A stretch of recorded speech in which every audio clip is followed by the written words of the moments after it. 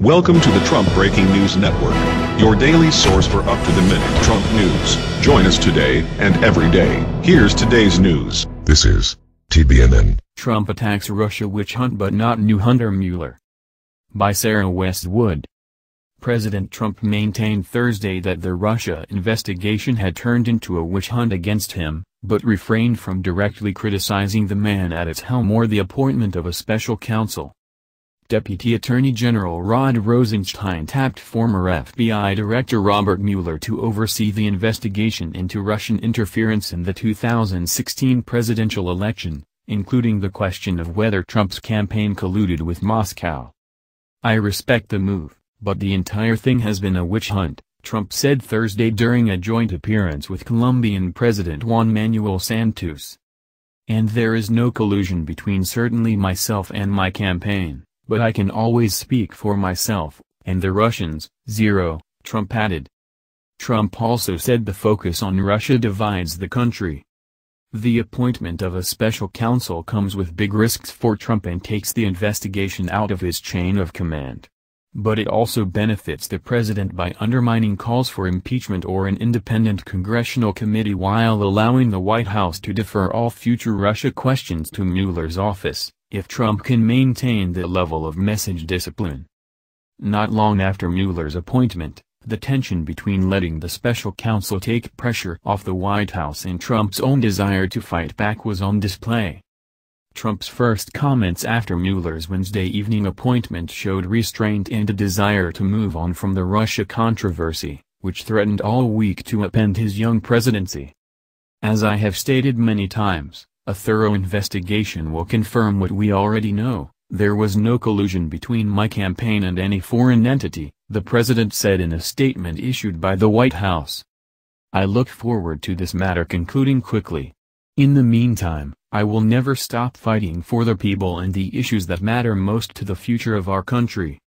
But on Thursday morning, Trump once again blew up the White House's carefully crafted talking points by trash-talking on Twitter. "This is the single greatest witch hunt of a politician in American history," he tweeted. Trump also complained that his Democratic rivals didn't face special counsel-led investigations. At his press conference later in the day, Trump remained defiant about an investigation he argued had become divisive and a distraction. But he also tried to turn attention to his administration's agenda. "We've had tremendous success," Trump contended.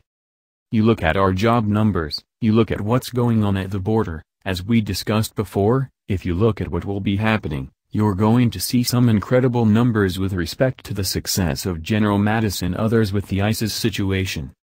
The numbers are staggering, how successful they've been, the military has been."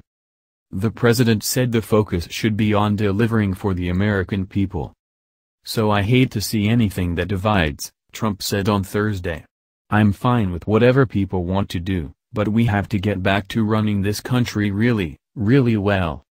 In the 1990s, President Clinton regularly argued that the investigations dogging him were hurting his ability to run the country effectively. "Anything that's a distraction, I dislike," Clinton said after Whitewater independent counsel Kenneth Starr won approval to expand his probe into the issues that ultimately led to his impeachment. "These allegations are false. And I need to go back to work for the American people. Thank you," Clinton said of accusations he had sex with White House intern Monica Lewinsky. "I am honored to work with this great president on his agenda to the nation, and I believe that it's time to put this matter behind us, once and for all, and move forward with the business of the United States of America," Vice President Al Gore said on the day Clinton admitted his Lewinsky denials were a lie. Like Trump is attempting to do now, the Democrats exhorted the public to move on from the scandals. That's how the left-wing group MoveOn.org, which on Thursday repeated its call for Trump's impeachment in an email to supporters and over the weekend circulated a message from former Clinton Labor Secretary Robert Reich saying the president may be a traitor got its name. These tactics may have worked better for Clinton because he was more popular than Trump. During his second term, when the Lewinsky affair broke, Clinton's average approval rating stood at 61%, according to Gallup. Trump's approval rating is 39.7%, according to the latest Real Clear Politics polling average. Clinton was personally critical of Starr, even after leaving office. No other president ever had to endure someone like Ken Starr indicting innocent people because they wouldn't lie, in a systematic way, Clinton said in 2004. No one ever had to try to save people from ethnic cleansing in the Balkans and the people in Haiti from a military dictator who was murdering them, and all the other problems I dealt with, while every day, an entire apparatus was devoted to destroying him. Clinton wagged his finger at longtime ABC News anchor Peter Jennings, accusing him of cooperating with Starr. "The way your people repeated every little sleazy thing he leaked," the former president hissed. "No one has any idea what that's like." Counterattacking has usually been Trump's approach too. On the campaign trail, he invoked the Mexican heritage of the judge who heard a lawsuit against Trump University and, earlier in his administration, he lashed out at the so-called judge who temporarily blocked his first attempt to pause the immigration flow from select Middle Eastern countries. So far, Trump has not gone there with Mueller.